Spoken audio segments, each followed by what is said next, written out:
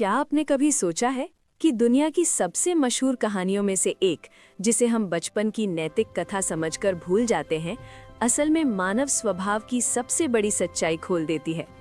क्या तेज होना हमेशा जीत की गारंटी देता है?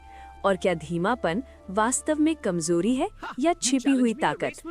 ये कहानी है खरगोश और कछुए की, एक ऐसी कथा जो हजारों सालों से दुनिया भर में सुनाई जाती रही है।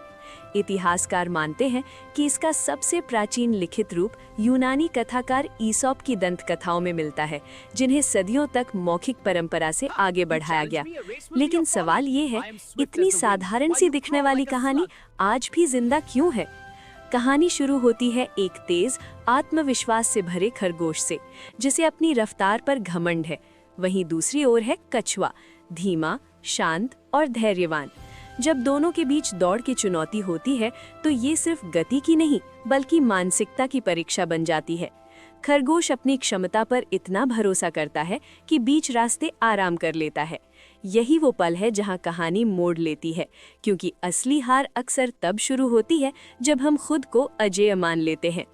कछुआ बिना रुके, बिना शोर किए आगे बढ़ता रहता है। न कोई चालाकी, न कोई दिखावा, बस निरंतर प्रयास, और अंत में वही जीतता है। ये जीत गति की नहीं, अनुशासन, निरंतरता और धैर्य की होती है। आज मनोविज्ञान और प्रबंधन अध्ययन भी इसी सिद्धांत की पुष्टि करते हैं। लगातार किए गए छोटे प्रयास अस्थायी तेजी से ज्यादा असरदार होते हैं। यही वजह है कि ये कहानी सिर्फ बच्चों की नैतिक कथा नहीं बल्कि जीवन का आईना है। तो अगली बार जब आप खुद को बहुत तेज समझे, एक पल रुकिए, कहीं आप वही खरगोश तो नहीं। और अगर आप धीरे चल रहे हैं, याद रखिए, इतिहास अक्सर कछुओं के नाम लिखा जाता है।